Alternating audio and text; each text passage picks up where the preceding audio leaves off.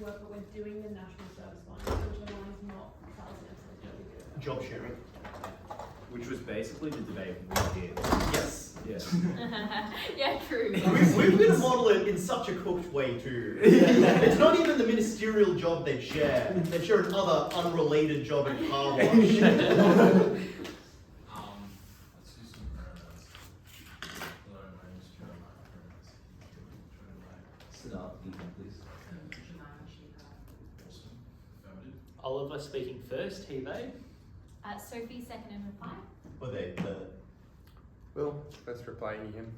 Second, she, her. Brendon, third in practice. Right, cool. Please start some time. Yeah. Oh, please start service. Okay, cool. I'm just checking to see if you can give it a go. Yep, beautiful. By the way, do you consent to recording? Yes, I do. No, Oh, yeah. Oh, yeah, okay. Yes, you are now. Yeah, that's easy. I'll move over a little bit.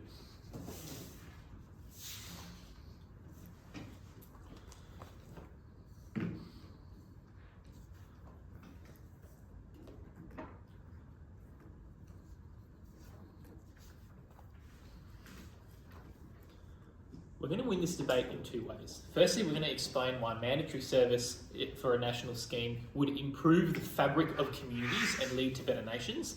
Then we're going to prove why it's a benefit to society. And actually, there's a third way we'll win, because we're going to prove why it's principally justified and important to do this. Before that, a quick model, 4 aspects to it. First of all, this would be absolutely mandatory and would occur at the age of 18 or after you have finished school. We would find a job that everyone can do. So even if you had some sort of severely limiting disability, we would find something for you to be able to do, obviously within reason. Second part of the model, this would be unpaid, but you would be housed and fed and have all your basic needs taken care of. Thirdly, there'd be various options for you to choose from, or various options you might be assigned to rather. For example, you could work as part of the military, you could work in healthcare in some capacity, you could work as a firefighter or any other profession that the government chose. And this would probably change with time as the government identified certain skills or profession or that needed more and more work. And finally, we would allow people to express a preference for what they would want to do, but we would ultimately leave the decision up to the government about where individual people were assigned. Notably, the government would probably want to assign people as best as they can to things that they want to do to ensure that they're doing a good job. 3 arguments then. Firstly, why does this improve the fabric of the community?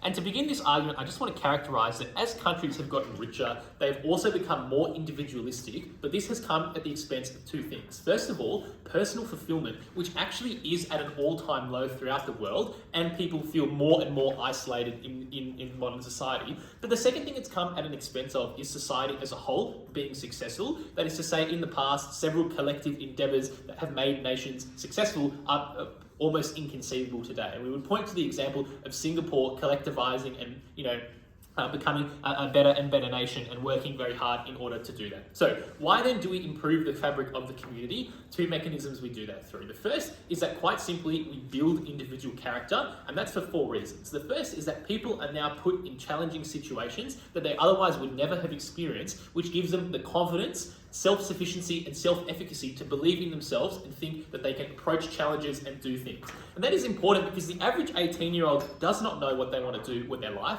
They've probably never travelled or never worked, or if they have done so very minimally. And most importantly, school often is an environment that favours comfort and does not push people out of their comfort zones, and that's because many schools are under-resourced. The benefit of this is that people now gain a set of skills, perhaps some hard skills from whatever industry they're put in, but also a set of soft skills like teamwork, leadership, and the ability to think and plan, actually in a practical way, rather than thinking academically like you do at school. The second reason that this builds individual character, though, is that because you have a clear and important purpose to the work you are doing. For example, if you are part of the military, you feel like you are defending the country, even if you're not actually on the battle lines or not actually digging a trench or something. You feel that the work you are doing is meaningful and important, and it would be explained to you as such by your supervisor, who obviously has an incentive to make you want to feel that you are meaningfully contributing. And obviously that isn't just true of the military, that's true of every other service, for example, being a firefighter or working in the healthcare. The third reason though is that people simply see and experience new people, new places, new things and experiences. And I would note that that is particularly true for the wealthier members of society, who otherwise would probably never break out of their own social circles, would probably never engage in such a level of low-skilled labour that we would be supporting or sending people to in this world. The final reason is that you simply mix with other people in society that you otherwise wouldn't. The second way that we improve the sense of community is that people simply have a better understanding of what the community entails. People have some level of shared adversity or shared experience because you know or have met people on your team that helped you, deliver an outcome in a project that you were working on. You know that there are people that you have actually helped. You understand the things that, impact people. So for example, maybe you work at a soup kitchen, or maybe you are sent into a rural area to help with healthcare at a remote dialysis clinic, to not do the medical things, but to do the things adjacent to that, like setting up the machine, moving the machine from one place to another. And that's very important because you understand, or you learn at least more than you otherwise would, what some of the problems that people face are. For example, what are some of the determinants of rural healthcare and why is it important? And that means people are better actors in general, as I'll explain in impacting. But the final thing that I want to note is that this generates a really strong intertemporal sense of community. That is to say, because you know everyone in your society has contributed in some way during this mandatory service, you are much more likely to be willing to sacrifice and help people in the future, not just at the time that you were 18. So that leads to 3 impacts. The first is that because people have people have a sense of meaning, and that is the most important thing in the debate. And that's quite simply because the most important purpose of life, the ultimate thing that people dedicate their lives to, is actually achieving a sense of meaning. But notably, people often cannot or do not access this on their own, especially when they're younger. That's because maybe they're worried about falling behind their peers if they go off and do some sort of volunteering. Maybe they just don't think to do it because they're 18. There are a set of capitalist and individualistic norms that prioritise you making money, but there are also just a number of bureaucratic hurdles that mean people might not engage in this type of work. The second main impact, though, is that because of this increased level of character, people are just better at handling the vicissitudes of life and all the different complexities that are thrown at them in the world. But finally, as I alluded to earlier, people are just more collaborative. They're more likely to want to do things like pay a higher tax for more social services. They're more likely to support those social services. They're more likely to comply with lockdowns, donate to charity, or just engage in community. And even if you don't believe any of that prior stuff, if people just are kinder to individuals in our side of the world, that is a huge benefit we can claim. Second argument then, why does this benefit society and specifically the jobs that these people are filling in? The first premise I want to explain here is that there are simply jobs that exist that are under service at the moment. And that would be, for example, like teaching or working, like in the NHS or, in healthcare.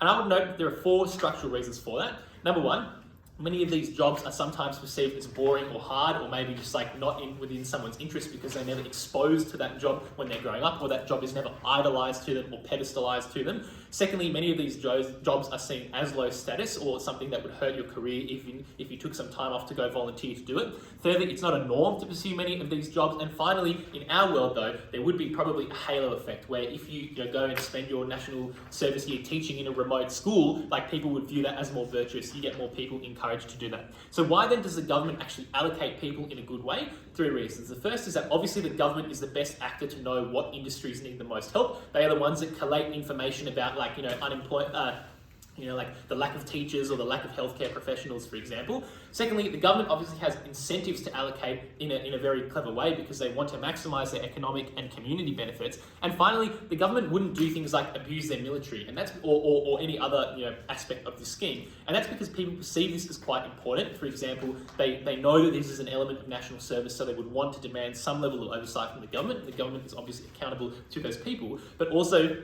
the average government cares a lot more about just like the economy and that being quite effective rather than invading some of the country, which we think are reasons why the military wouldn't be just used or increased and then used to invade another country. And I would also note that even if the opposition want to target the military, it does a lot of good work, for example humanitarian work or even just surveying land in a country, which can be used for urban development.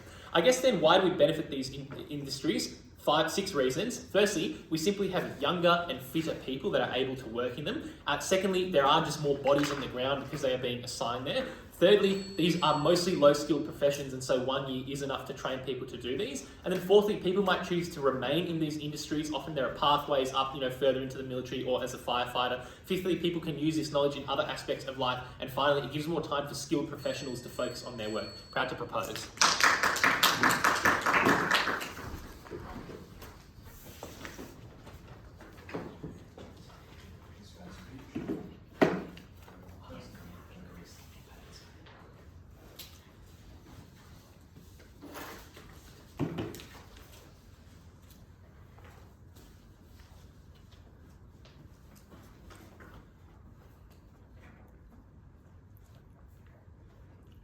Few points of setup, then 3 arguments. Firstly, why this increases global military build-up and the chance of conflict. Secondly, why this is a violation of people's rights. Thirdly, why this is costly and inefficient. On setup, first thing to note, this motion applies globally. So that means this is happening in every country. And yes, AF has fiat to implement the model, but not necessarily to choose the optimal mix of different services in every single country. So for instance, in countries like the US and China and Russia, we think it's likely that they're going to prioritize the military in a large degree of the spending. They can't just model in that they're always going to fund the volunteer firefighters and not the military at all. We think those countries are likely to do that. Secondly, what does this look like? We broadly agree with them, but I think some things to note. Firstly, some of these jobs have private sector analogs. So for instance, if you're just getting people to do construction, we think it would be more efficient to just get the private sector to do that. I'll explain why that is true later. Some of them are public sector jobs. Some of them are things like healthcare, but notably, as they can see, they're not high-skilled jobs like nursing. They're just like the guy moving the equipment, and you hope that the guy doesn't break the equipment while he moves it. But we think the most likely thing that lots of people are going to go into, that you don't need any skills for, but does get all the rapport of being character building, is just the military. That is the thing that the governments are most likely to send most of their people to. Thirdly, what is our counterfactual? We're going to use some of the money that they're using to do this to fund the emergency services that need it. So we're going to do things like pay nurses more, which is actually what will fix the incentive problem of not getting enough people to go into nursing, because now they do see it as a viable career, rather than just one thing you do on your gap year and then never do again. We just don't think sending people out to a remote village for 1 year is going to sustainably fix the problem of under-provision of healthcare to those people. So, first argument, why does this increase military build-up? Noting again that this is done globally, not just in Australia. First reason is obviously every country just has a much larger military force, a much larger number of recruits who can go into the military, who can staff military bases, who can expand the way that generals ask for more military funding because they've got all these people and they need things to use them on. Those are all things that over time means that the military force compounds, means that you have more funding for the military, more investment into weapons, more investment into arms companies like Thales and Raytheon. Those are things that just mean that globally there is much more people that are involved in the military. There's much more funding in militaries globally. The second and more equally important outcome here is that you just get more sympathy towards the military for the simple reason that now a large proportion of the population have served in the military. So think, even if some of them are firefighters, a lot of them are in the military on either side on their world, no matter how you put it. And that just means there's lots of people that are sympathetic to that. For instance, many people who live in Israel are more sympathetic to the IDF than they would have been alternatively because they were part of the IDF when they were like 20, and that means that the IDF is able to have more leverage to do things that are horrific because they have the support of people there, and that is something that we think is bad.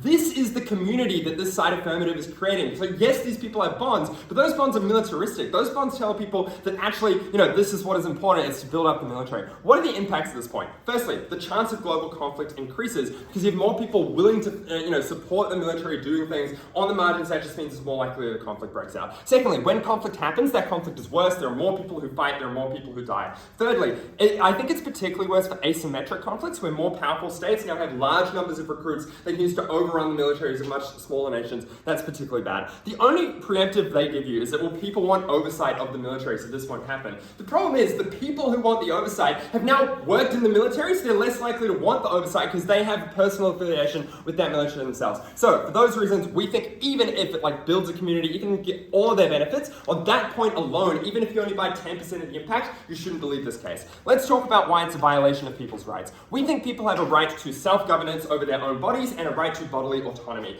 We think that this is because meaning in people's lives comes from being able to choose how they plan their lives, what they choose to do their lives. And I think this flips the characterization you get from them about personal fulfillment. People get fulfillment from being able to choose what they're doing with their lives. And the analogy here is we just let people pick what job they want to do. We don't just state provide people into jobs for the rest of their lives. Importantly, this is especially important in the relationship between individuals and their government. Because the state is so powerful and can coerce people to do things that are bad for them, we think it's important the state, as much as it can, preserves people's autonomy to do what they would choose to do, even if it's not the thing that's 100% best for them. Like, even if they would get exposure and character building from all of this, we think it's important that they have the option to say no, the option to say that that would be a bad thing. Why is this a violation of people's rights? I first want to step out, like, the very few circumstances in which that we do broadly allow governments to force people to do things like sign up for the military or national service. And that's in situations like conscription. Like, aside from a few states that do it all the time, which don't think are representative of what the IAV should believe is the majority of states, conscription is only done in existential emergencies like in Ukraine, where it's like there's actually nothing else you can do to stop people from dying. That is obviously not the case in most countries around the world here. So why is this a particularly bad violation? 4 reasons. Firstly, because these jobs require bodily risk that can permanently maim you and hurt you for life.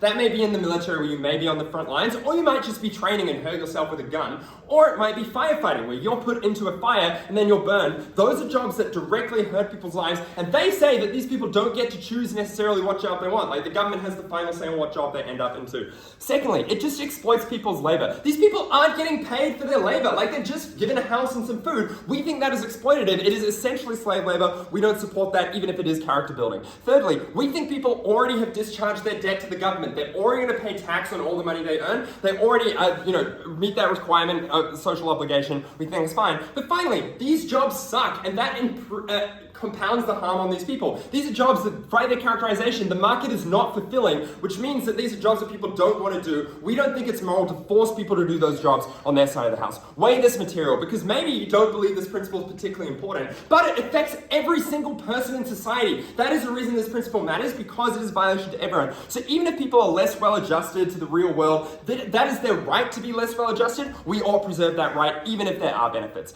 But let's talk about why it isn't a worthwhile investment. Why is it inefficient? Why is it costly? First thing I want to do is explain why it's not much of a benefit in terms of the economic benefits they want to get. First thing to note, as they can see, this is low-skilled labor. The structural reason for this is because you don't have much time. The training is limited in terms of the number of people you have to train, the number of people able to train them. But secondly, these are jobs where people can't be fired or promoted, or if they can, it's can be promoted. It's only within a 1-year time frame. So they have no incentive to care about the work they're doing. So they're not going to put in a lot of effort to actually do a lot of good work in that job, which means they're unlikely to do anything particularly productive. So they'll do the bare minimum they can to survive. Compare that to a year that they would have alternatively spent in university or the private sector. They're much more likely to actually be, engaging and trying to get a promotion and try to secure their future. Those are things that people are more likely to do. The second thing I'm going to prove here is that it just costs a lot and it's run really efficiently. So obviously they still have to pay for everyone's housing and food, and because this is so much money, they can't guarantee that that money is spent effectively, or that the way that the benefits of that money are meant to accrue is done effectively. What is that? Why is that true? Firstly, the bureaucrats who are the ones who are envisioning the way the policy is done, implementing the policy, have rent-seeking behaviour. That is firstly because they have a monopoly over the provision of the services, but secondly because unlike the private sector, their compensation is often based on the total output that they're able to produce, not the cost efficiency of every single piece of output, which happens because you can't necessarily measure the cost efficiency of something like a hospital. And that means that those bureaucrats are more likely to just pump people into the machine and try to get as much output as possible without thinking about how those people could be more effectively allocated to get better output. Secondly, though, the politicians have perverse incentives to use them for short-term voting incentives, so things that prioritize things that look cool that don't actually help people. And of course, there is a huge opportunity cost here of an entire year of your labor force not being able to work in something that actually would be more efficiently allocated to both their needs and the needs of the market and the needs of the tertiary education sector. Those are the impacts that you miss out on if you get some form of community. It just isn't worth that. Proud to negate.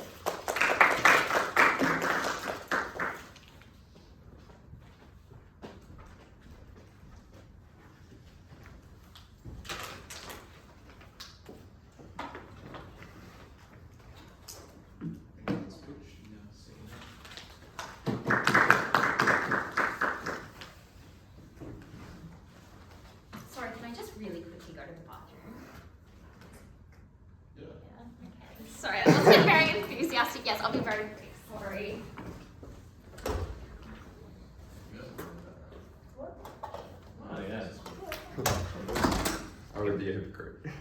Last time I did this, I would have to Really? What? That's insane. That's actually We used social media. It was very kind that he let us speak a bit of the bomb.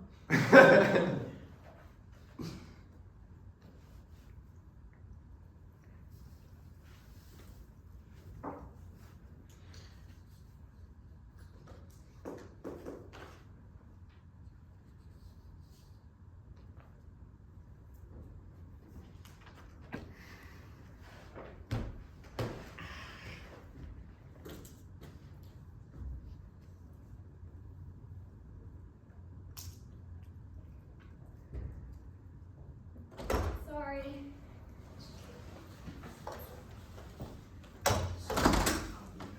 Oh, of course.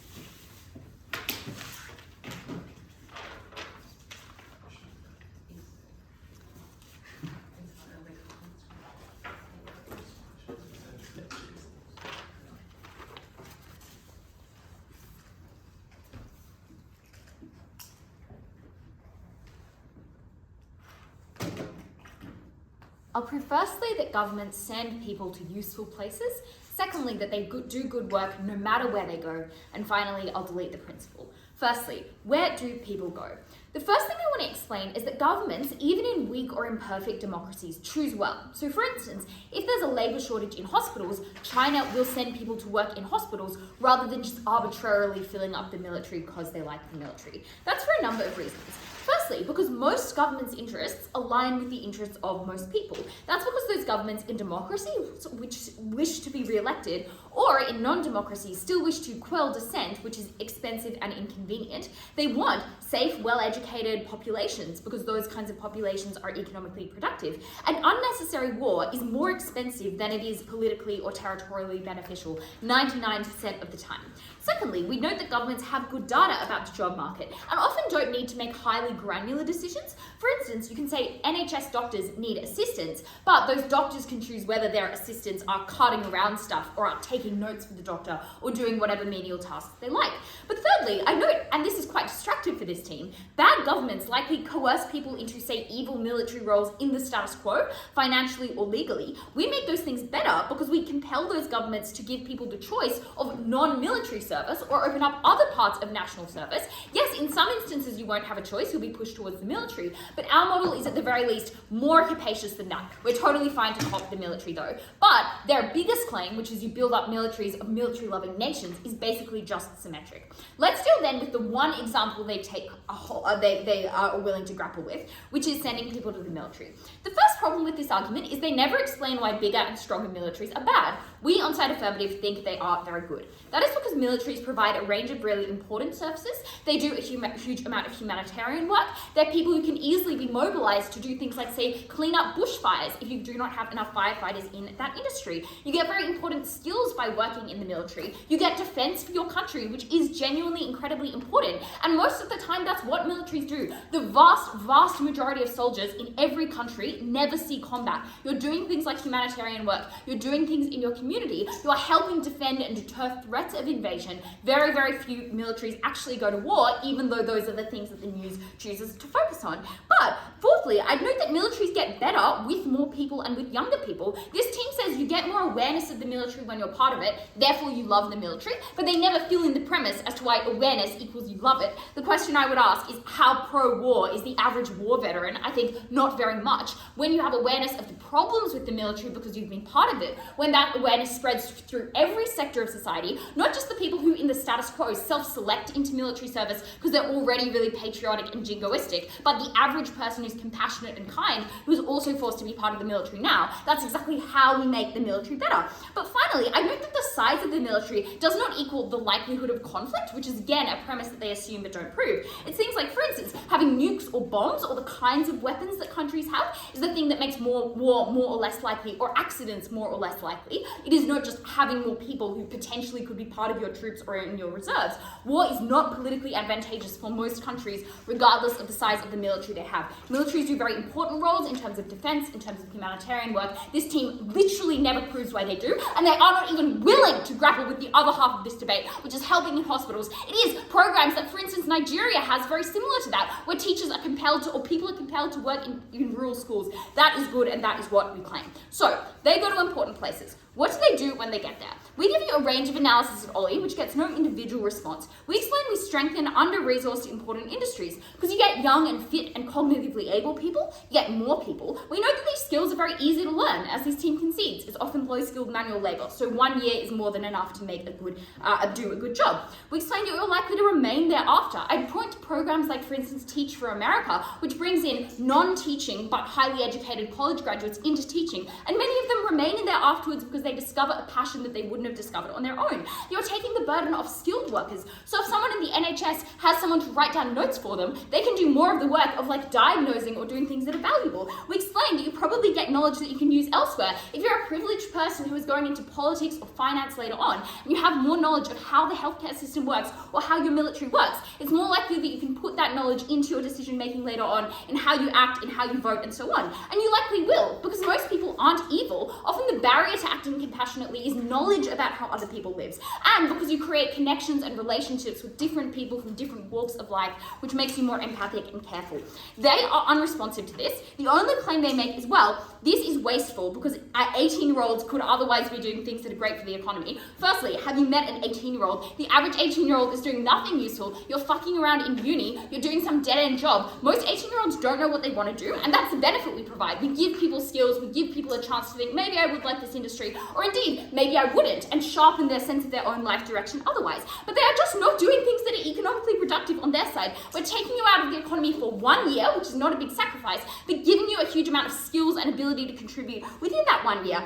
And we explain that you probably are working hard. The norm is to work hard. You're surrounded by other people. Low skill is incredibly important work, and that's what we push people into. They could say, well, it's possible to contribute to society in other ways. People are moral, people have religious reasons to be nice people, whatever. The problem with this claim would be fourfold. Firstly, we note the status quo is one of increasing individualism. See influences like capitalism, like the decline of religion that makes people turn inward rather than look outward. Secondly, there are still some free riders in society, and I know that their free riding, the free riding of privileged people, for instance, is morally abhorrent, and we should make those rich kids go to work. Thirdly, we need everyone to get involved, to interact with other people in order to reap our benefits of community and collective good. Fourthly, we put those altruistic instincts that maybe some people have on their side just to better use, because we put them towards the areas of the economy that require more workers. And I note at lastly, this is additive. So let's look then finally to the principle. They say this is unfair. It is not. Firstly, I note that we're providing a huge benefit to people, skills, experience they wouldn't otherwise have, or that most 18-year-olds wouldn't think to stumble upon in the status quo.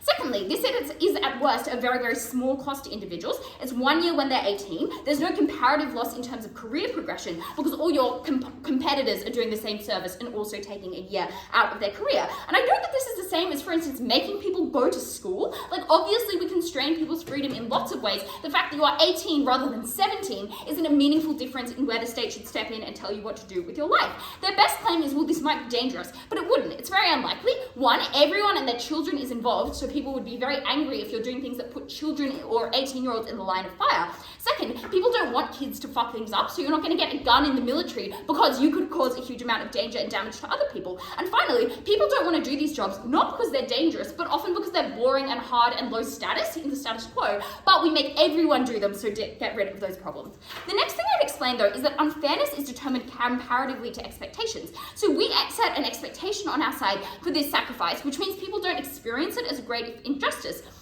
Note that compulsory voting in Australia is something Australians take pride in, but that is a thought that Americans are like disgusted by because that's not an expected sacrifice in their own country. Taxes are annoying, yes, but they're not unjust, and people can recognize the value of this sacrifice because they see it firsthand, because governments and social narratives emphasize duty and honor of mandatory service. But finally, there is just a principled obligation which flips this argument. People benefit from the state, and this work upholds it. And I note that even if you can discharge this obligation in other ways, it's often not enough, and many wealthier people, for instance, do avoid tax. They do not help others, but they benefit the most from those kind of state institutions. You indeed have a principal obligation to support your society, to support other people. We uphold the principle and they violate it.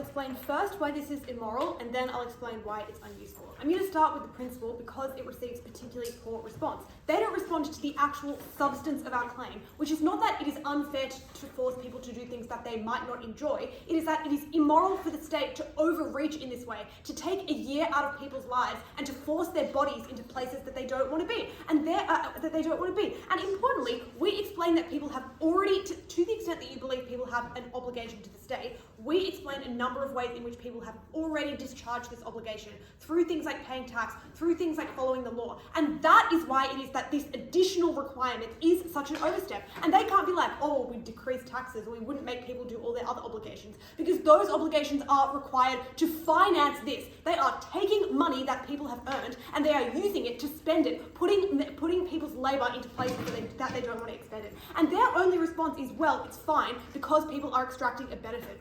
Obviously, that does not respond to the actual claim, but I'm going to explain now why the harm to individuals is particularly pronounced and why this is distinct to things like school, where I guess you force people to do things they don't want to do very much. This is distinct, and I'm going to explain why. I want to be very clear that the principle is not contingent on this, but given this is the only way that if they respond, I'm spending some time on it. First of all, this labour, as we explained to you, is extremely unpleasant, and I don't think they really grapple with this. Often this is actively traumatizing, you're in the military doing military service, and I know that's the best example for us and the worst for them, and I want to be clear that I'm also dealing with the other examples, because even other things are things like hard manual labour. These are low-skilled jobs. They are, even if you're in the most sympathetic area for them, where you're working in a hospital, you are working around illness. You're doing things like administering vaccines.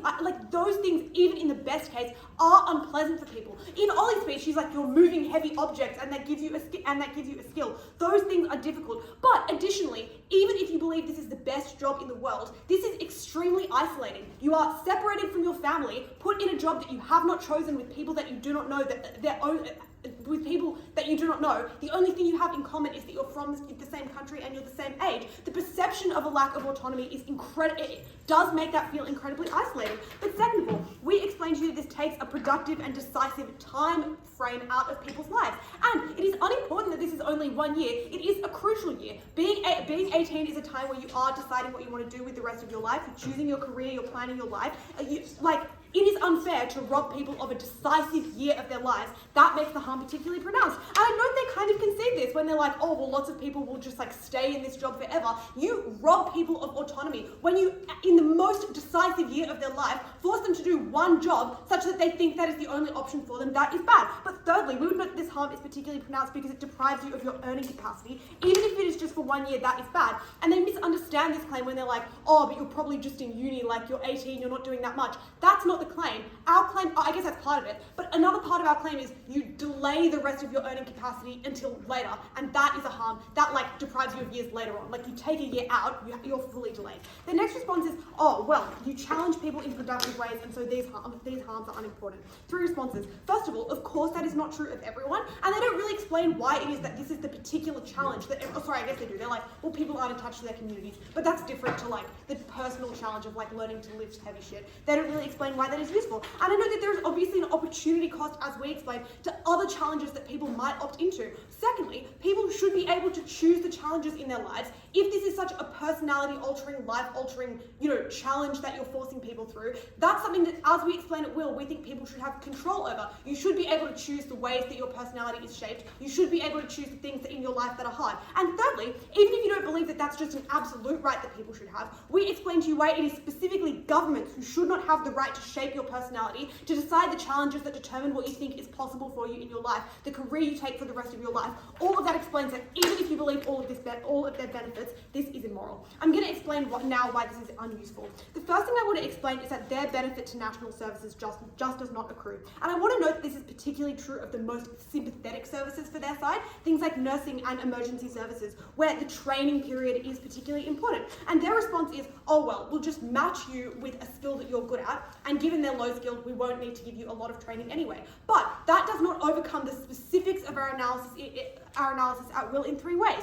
First of all, this doesn't overcome the training requirement of the useful parts of those sectors, and this team never explains why it is specifically that low-skilled can be learnt and made productive in a year labour is where the skill gap is in these industries and why that would be so good. And we would suggest that the opposite is true. Often very low-skilled labour that does not require much training gets filled by, for example, recent immigrants into those countries. People like low-skilled labour. It's very easy to get people to opt into because they do not need training beforehand, which suggests that actually the gap in these industries is not at the bottom in low-skilled areas. Actually, it is in more productive areas. But which means, secondly, they are incurring an opportunity cost of just funding these services, just giving money to emergency services so they can raise wages and then draw in people in useful parts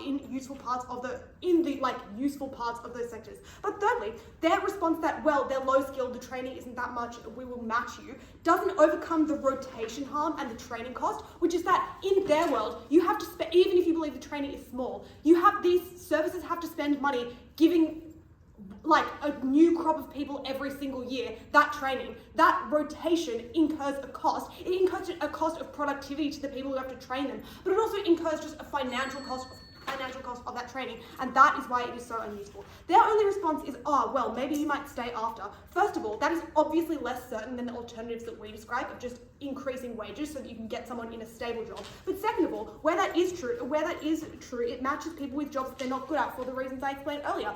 You've just pigeonholed this 18-year-old kid into thinking this is the only job ever. If that's the only reason they stay there, it is unlikely that they're good at it. And the note that I want to make here is none of this analysis is changed whether or not you think governments select industry correctly.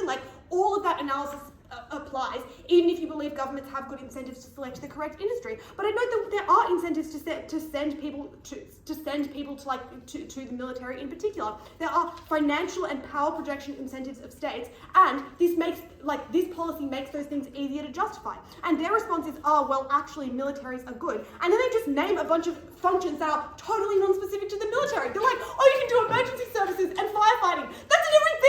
Oh my God, you can't even defend the actual, sorry, they do, and I'm going to respond to that in a second. But most of their analysis does not even defend the specific function of militaries. But even to the extent that there is a benefit of self-defense, we describe that comes at the cost of a harm, which is, first of all, an increased risk of conflict when it is easier to justify. But second of all, funding arms manufacturers who then make it easier to incite conflict. That risk is enormous. That risk of increased conflict is enormous. Their benefit of self-defense is comparatively smaller than that. That's why the military is bad. Final thing I'm going to do in this speech is just explain why their benefits to community do not accrue. And their claim here is that, oh, well, this creates cohesion. It makes people more compliant. Those are two separate things, and I'm going to deal with them separately. First of all, I reject that this creates cohesion. It is only 1 year. It is probably, if you believe our analysis, a deeply unpleasant and isolating one. It's unclear why this creates the kind of community cohesion they describe, especially when the alternative is things like university or working. But second of all, we flip the compliance part of this. We suggest that compliance with states' military project is bad. That is the likely outcome of this kind of compliance, and that is why we win this debate.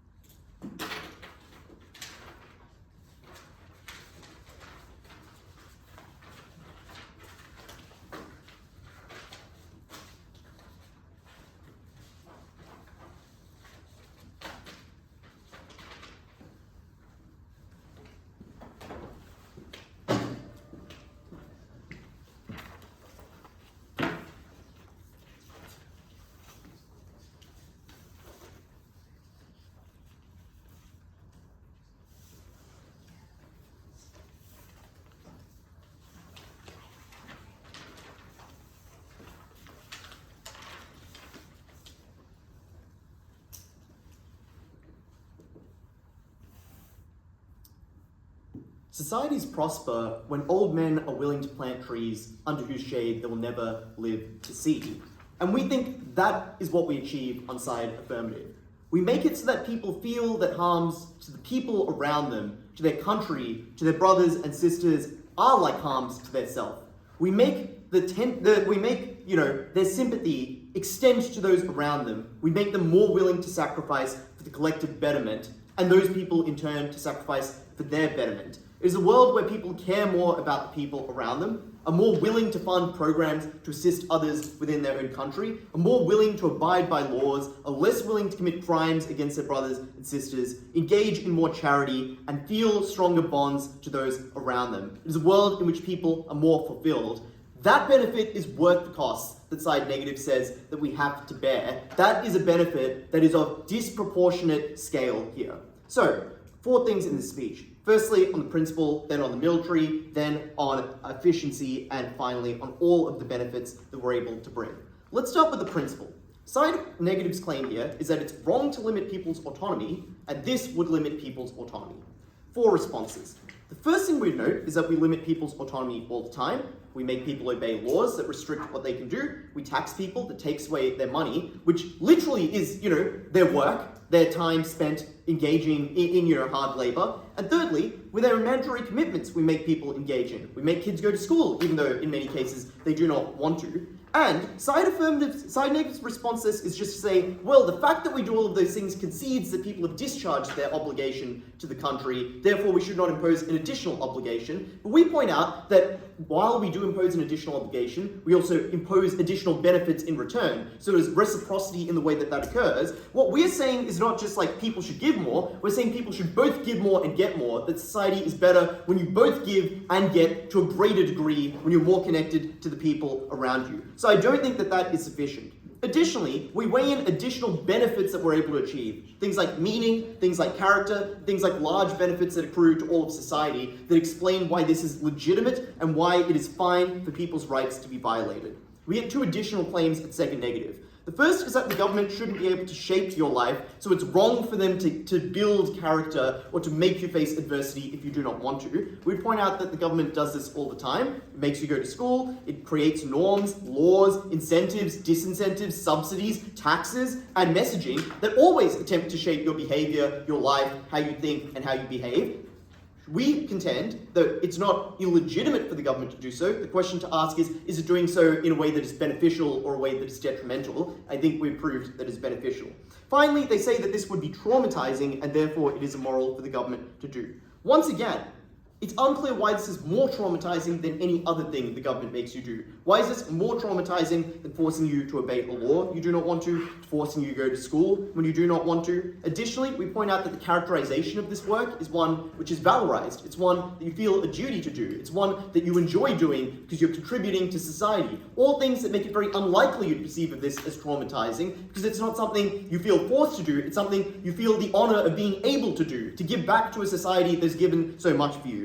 Finally, we point out that much of this work is necessary. Without a military, people's rights would be violated in greater ways when they're invaded. When people die in natural disasters and there was no one there to save them, the balance of rights is squarely in favor of the affirmative team. Secondly, on the question of military build-up, perhaps the silliest argument this negative team makes. They say more troops means more weapons means more war. Firstly, the vast majority of people are anti-war and would continue to be anti-war even after joining the military. 1, because most people don't want to kill and view it as immoral. Because 2, most people believe invading other countries is wrong. And 3, because most militaries explicitly frame themselves as defensive and frame their purpose as protecting society, not invading and stealing other people's land. B, because the voting public is so much more cautious of military activity, because it's their sons and daughters who would die in that conflict, not troops who they don't know and do not relate to. Secondly, because they realize the realities of combat and have experienced them. They know the horrors of war firsthand, would not want others to be subject to them. C, because large armies mean the conflict is more destructive, as this team claims, so the costs of war are much higher, which means that it's much harder to justify going to war. And D, we explain large militaries are good. They create more deterrence. They make war less likely. They mean it's easier to help people in emergencies.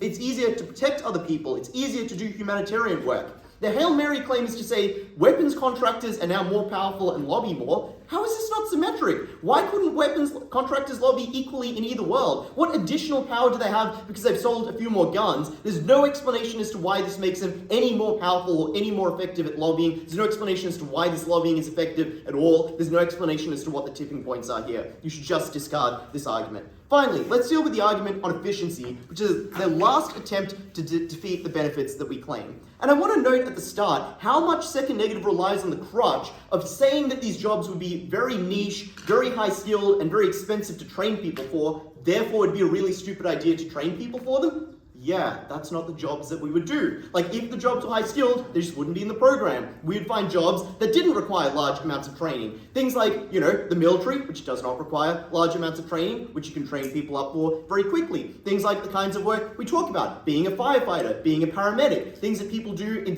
forms of national service programs all the time. Maybe being a teacher in a rural area.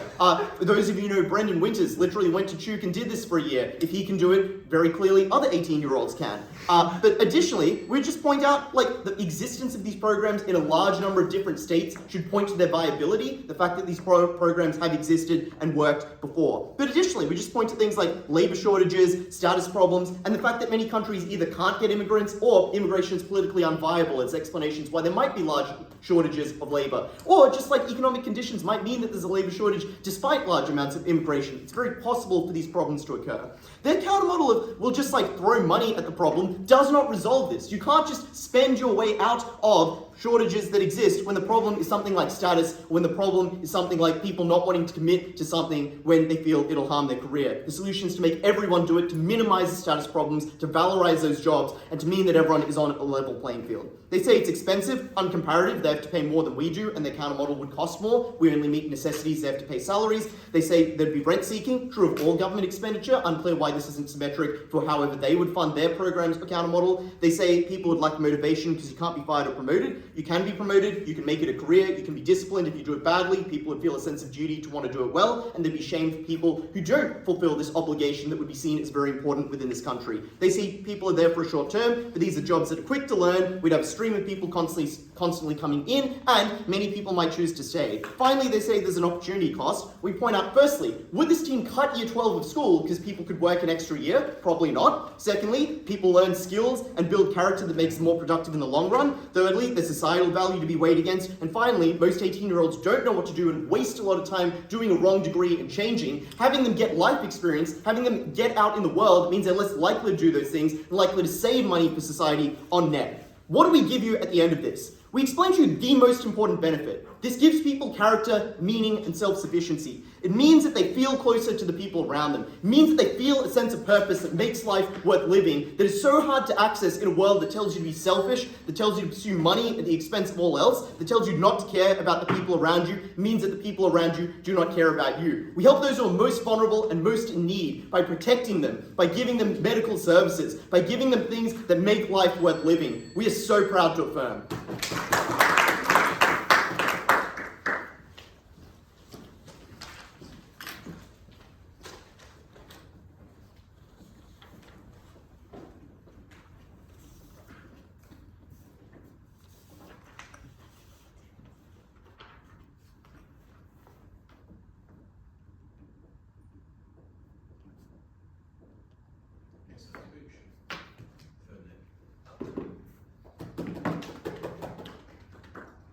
I want to begin on the question of how this affects people's attitudes towards the community. The reason why I'm starting here is because this is the benefit that Affirmative pivots to, and it's their proof of why people engage with these jobs well. We all attack this issue on two fronts. Firstly, we'll note that all their benefits about why this will mean that people are more empathetic, care more about their neighbor, are contingent on people actually enjoying the year of unpaid, drudgerous national service. We will explain this is an experience that people will resent, and that is a debate-winning harm on its own. And secondly, we'll explain that the types of community building they support is merely code for the types of community building that stokes nationalism and military aggression, which is on net harmful. So, why will people likely find this miserable? I want to begin by asking the question, why people did not sign up to this in the status quo. And that, I think, is a useful indication that it's because it is something they did not want to do because the job was very difficult. But secondly, just note all the benefits they list and ask yourself, is this something people are likely to enjoy? It's a challenge, which is code for it is something that is very, very difficult to do. The only reason why we are forcing you to do it is because we can't find anyone to volunteer to do it. They say, oh, you get to meet new people, which is code for we are forcibly relocating you to a place that you do not have your friends and current family around. And crucially, if they are trying to very earnestly resolve some of the skill shortages in the status quo, the problem is a lot of those skill shortages are localized in remote communities that are underfunded, which means that to target those skill services, you require people to uproot their lives and make sacrifices that we know they did not want to do, which is why people are unlikely to find this experience meaningful. They're likely to resent it, which means they don't get their benefit of empathy, but they do experience a year of misery, and that is a harm that we debate winning on because of the principled implications we explain. Now, Udai says, well, it's like a good, virtuous thing to do, but there's a distinction between something that is morally virtuous and morally obligatory. We think it is fine for people to be able to have 1 year where they're able to live on their own because this is an unfair imposition. Udai then says, well, it's fine for the government to impose additional responsibilities because we do it all the time. But the fact that the people have such limited autonomy in the present is a reason as to why we should preserve the limited freedoms we have rather than minimize it even furthermore. But secondly, then they say, well, there's additional benefits tied to additional responsibilities. But those benefits are not certain. They are speculative. But what is certain is the sacrifice and obligation that you are forcing people to do, which is why that trade-off is not worth it. Which is why they do not get their benefit of empathy. People do not engage with these jobs well. They will in fact find it miserable, and that is something worth regretting. But secondly, why is this the types of communities building they support likely to be code for nationalism? They say, well, a bigger military doesn't necessarily lead to more wars. So, if that's true, the incentives for military wars are fixed on either side, then in their world, when countries go to war, it will be worse because the scale of conflict will be much greater. But secondly, I do in fact believe that in joining a military, in the way the state will construct it, will obviously be in a way that makes people like it and make people indoctrinate and buy into the culture. Firstly, you have to consider how the state is likely to promote this to people from a young age. They need to convince people to agree to do this job well, which means that indoctrination starts in kindergarten. It's things about what they tell to you from state media infrastructures that tell people it's part of your country, it's part of what you have to do, and that means that people are likely to buy into it. But secondly, at the point at which people are forced into doing something they do not like, the unfortunate reality is that people do not want to consider themselves a bad person. At the point at which they're forced into military labor, that is when they are able to self-rationalize themselves, undergo periods of cognitive dissonance, which is why we know that in countries with forced military conscription, there are people who leave that or who enter into an anti-war but leave it pro-war because that is the only way they can justify it to themselves, which is why this is likely to be something that inflames military aggression and activates that harm. So, they do not get people to be more empathetic, and this is likely to be towards community projects in bad ways. Second question, are these jobs valuable or are they made to be work for the sake of work?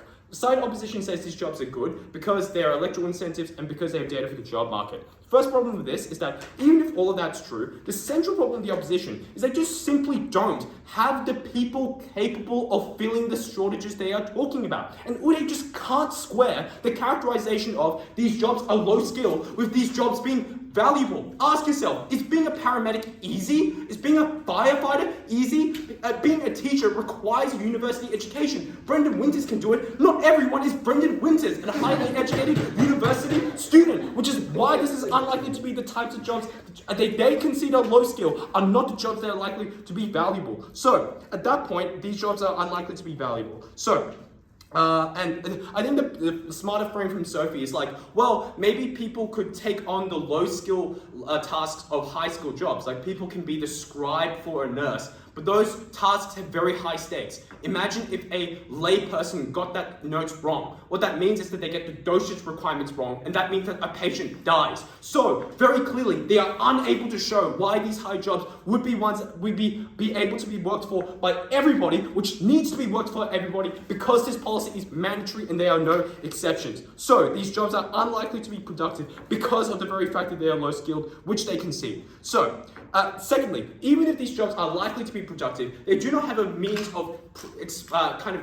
providing an incentive as to why people will engage with these jobs well, they can see that people are not paid for these jobs, the primary means of compensation in order to encourage people to be more productive. But even if there were some ways of promoting people and things like that, like unclear how it works, people don't get paid for it, the problem is you can't enforce performance standards because there are millions of people working in these jobs. It is not feasible for the government to supervise the labour of each and every one of these people, especially people that we've already explained to you in the first issue don't want to be there, want to shirk as much as possible because they hate themselves and they hate their lives working there. It's unlikely that they will do these jobs well, even if they could do a good job in the first place. So that proves that these jobs are unlikely to be filled by their solution. But we actually have a way of co-opting it, because they never explain how, they never engage the fact that if there are certain shortages in the status quo, that is merely an argument for the government to provide targeted subsidies to fill those shortages. Udai says, well, your counter model is more expensive than us because you need to pay salaries.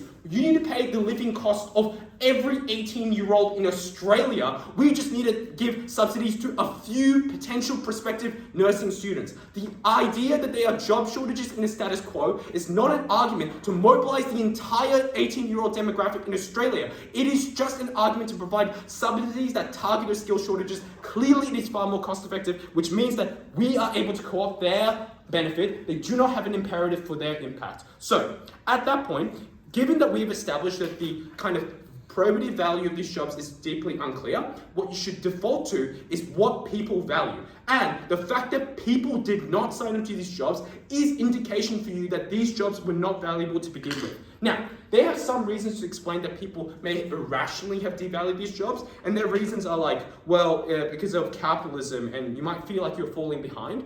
But these seem like very genuine reasons as to why you might not want to work in these jobs, because capitalism still exists on either side. People will still feel like they are being left behind because they've lost 1 year of their life that they could otherwise be earning. Sophie says, well, most 18-year-olds just fuck around. Not 18-year-olds who live on their own, not 18-year-olds who potentially have dependents that are relying upon them, not 18-year-olds who come from positions of socioeconomic disprivilege, which means that they need to work as much as possible in their 20s when they are at their youngest and most productive, because otherwise they do not have that ability. So, very clearly, we have shown that this comes at a very certain cost to individuals who do not want to do it, individuals who need that year of life for a policy that provides no benefits. We are very proud to oppose.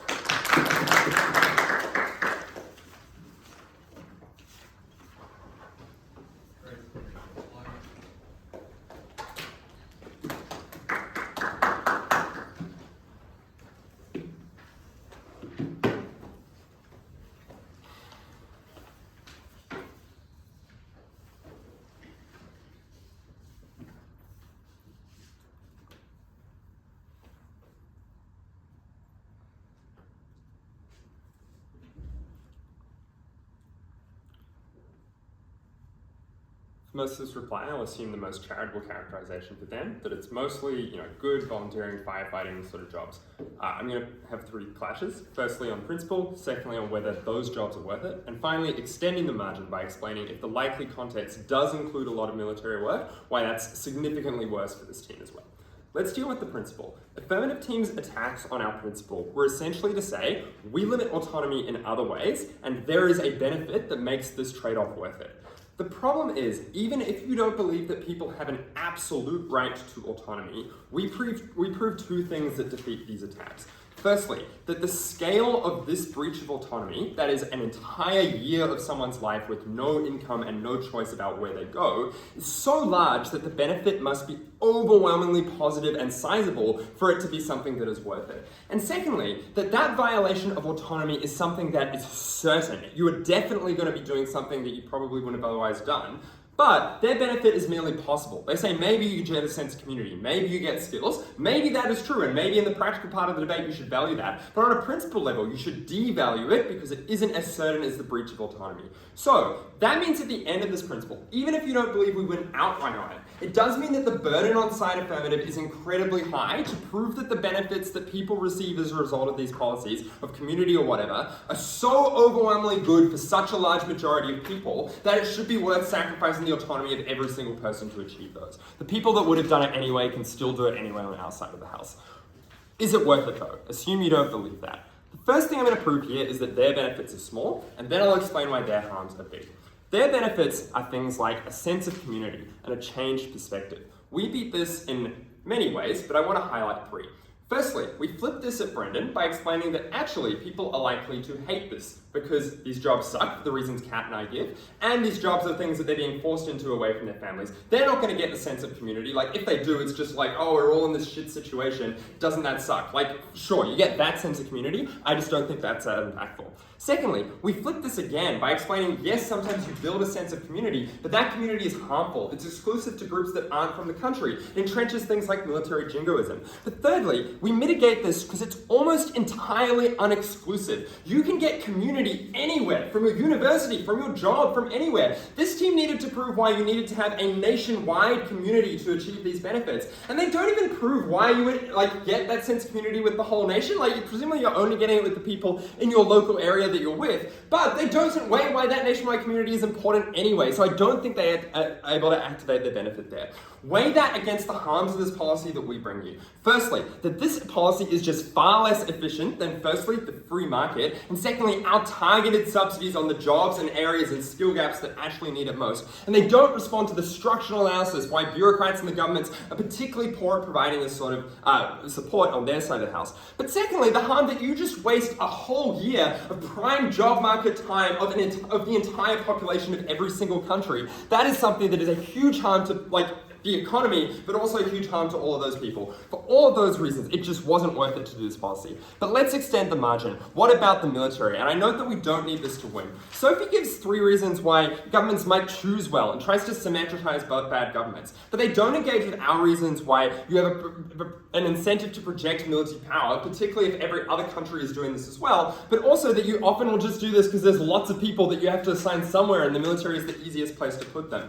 We think that probably the reasonable middle ground characterization isn't that they're always going to the military, but it still happens significantly more than the status quo where it's entirely optional to join that. And that's bad for a few key reasons that they don't deal with. Because they say, well, maybe the military does rescue work. Maybe sometimes, but clearly not always. And they say it doesn't do more conflict, but I think you just need to do an OIV check on this. The risk of conflict increases, but even if it doesn't, when it happens, every person on earth is now going through military training. Of course that conflict is going to be more bloody. Of course it's going to be worse. The scale of that harm should outweigh any benefit to community, even if it is only a 10% chance. Proud to oppose.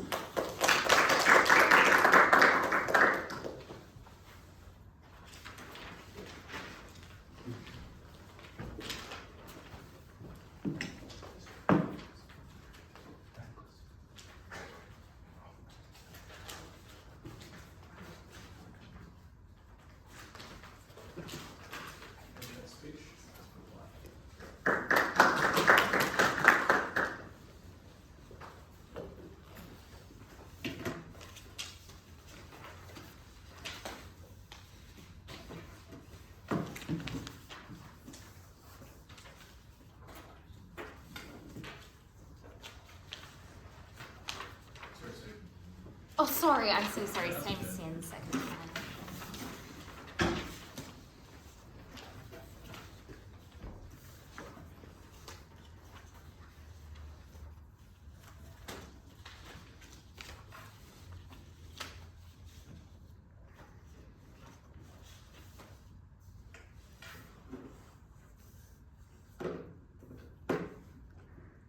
This negative team talks like an 18-year-old. They seem to believe that teenagers are perfectly rational. The challenge is misery, that an activity you initially dislike or are scared of can't become an adventure you are so glad to have embarked on. And they talk like an 18-year-old from the University of Sydney when they seem to believe that the only function of militaries is starting wars. The affirmative recognises, like an adult, that good societies pull together.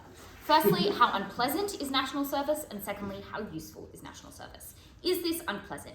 The negative says these jobs are dangerous, traumatic, and lonely. And I want to note that this is the characterization that activates their principle. This is why this overreach of the state is distinct from, for instance, compelling people to pay taxes or stay in schools, which, in the words of the negative team, control your life for much more than a year. This is their one response to the benefit about community. People don't like it, so you don't build community or good ones. But there are a number of problems with this claim. Firstly, many of their own examples work against them. Administering vaccines, seems fine and non-traumatic. Moving heavy boxes, if you're an able-bodied 18-year-old, isn't too bad. Taking a doctor's notes, all of which I note are valorized as important duties that you seek glamour from, seem okay. And this indicates that we get the good version of the negative team's calms, challenge and healthy discomfort, rather than debilitating trauma. And maybe challenge is a reason that 18-year-olds don't choose the hard stuff, especially if their peers aren't as well, which, noting that professional success is comparative, is the reason why they irrationally don't choose that in the status quo. Maybe teenagers can't conceive of these benefits, but these benefits exist. This is like going to school or eating your vegetables. But secondly, we explain in addition that our incentive analysis, that everyone and their child does national service, that militaries don't want friendly fire, explains why you won't give kids a gun or trauma. Thirdly, features of our model, that you're working with people from many walks of life, explain why this is enriching rather than isolating. And finally, this claim is rebutted by the negative team's own characterization. When they say that this model will build nationalism, that explains that people enjoy it, but they don't even link nationalism to war, which means we absolutely run away with that characterization. This is a fun experience, it's valuable, it builds skills, it builds community. Second, how useful is national service? We defeat the challenges they give on opportunity cost and exclusivity at every stage down the bench and won't relitigate them. And we provide millions of young, fit workers to help and service understaffed industries. We provide more people to those industries. We allow professionals to do their jobs better, an argument they do not respond to. And we build community which adds up. We think that kilometres are comprised of centimetres, and changing people's attitudes to one another is what changes donations to charity, is what changes your engagement with one another, is what changes how people vote. The negative has a range of problems here. Their first problem is that they're uncomparative. They worry without proving that workers might slip up, that 18-year-olds aren't perfectly supervised. Maybe, but in the status quo, you have people dying because there is no one there to administer vaccines. They don't engage with what the comparative is. Secondly, their best claim, I think, is that they merely fund industries directly. But we preempt this from first. We explained understaffed industries need bodies, not money. Money can't administer vaccines or move inventory. And that they spend more money paying competitive salaries to adults. We get 18-year-olds for free. Their third claim is that industries need high-skilled work, which requires lots of training, and immigrants can fill the gap on low-skilled stuff. At third, we explain often immigrants don't fill the gap. We explain that at least some industries require low-skilled work, and that, importantly, is where governments have the incentive to allocate people. And the rhetorical trick in the neg block of saying, well, emergency services aren't easy, is just a trick of the light. Obviously, being an emergency service worker is difficult in some sense, it's exhausting and hard, but it is not high-skilled. 18-year-olds can still do it. It provides the challenge we describe. Their Hail Mary is the military is bad, and at best they gesture to some bad things that militaries could do, but we give counter-examples of good things they could do. At best, this is a wash. But we win this issue in three ways. One, we explain why those counter-examples like defense and humanitarian work are more likely. Second, we explain government incentives are good. And thirdly, we're willing to engage with the other half of the debate about education and healthcare, which is where this occurs. A strong military is good, a strong healthcare sector is good, a strong education sector is good, a strong social fabric is good, and you only get that on side affirmative.